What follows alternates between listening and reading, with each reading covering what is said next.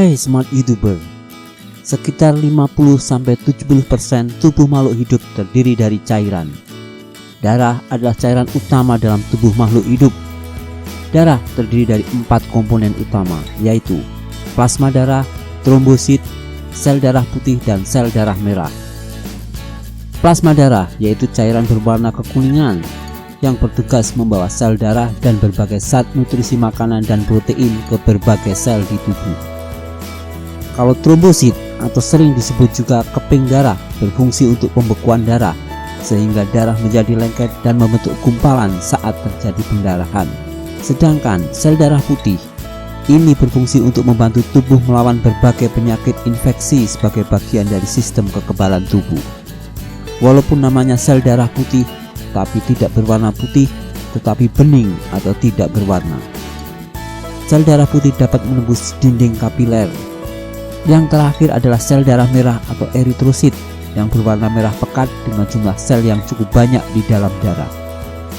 Sel darah merah ini berbentuk bulat yang dilengkapi dengan cekungan di bagian tengahnya dan bertugas membawa oksigen dari paru untuk diedarkan ke seluruh tubuh, serta mengangkut kembali karbon dioksida dari seluruh tubuh ke paru untuk dikeluarkan.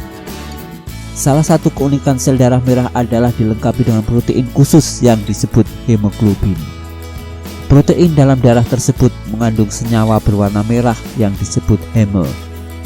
Untuk membawa oksigen melalui aliran darah, heme mengandung atom besi yang bisa mengikat oksigen dari paru-paru menuju ke bagian tubuh lainnya.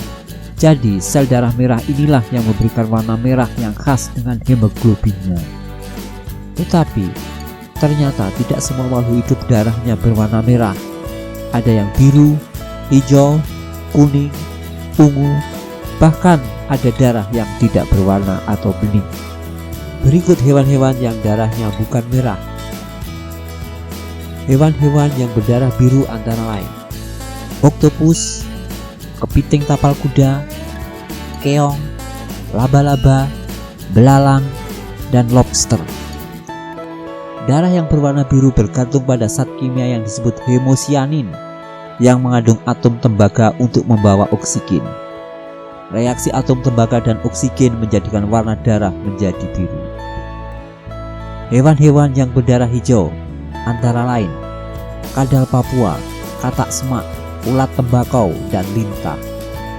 Warna hijau pada darah karena adanya zat kimia bernama klorokluorin yang menghasilkan pigmen biliverdin. Hewan-hewan yang berdarah kuning antara lain teripang dan kumbang. Warna kuning pada darah karena adanya pigmen vanadium yang ada pada protein vanadin.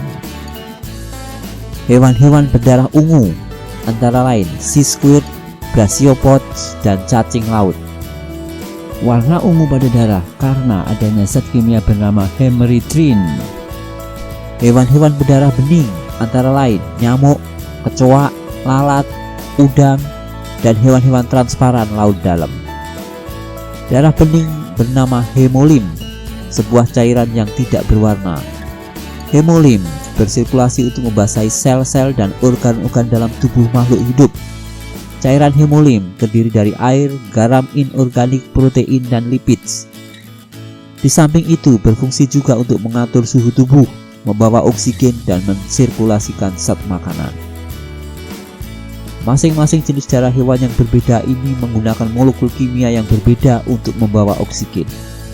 Reaksi dengan oksigen itulah yang membuat warna darah jadi berbeda.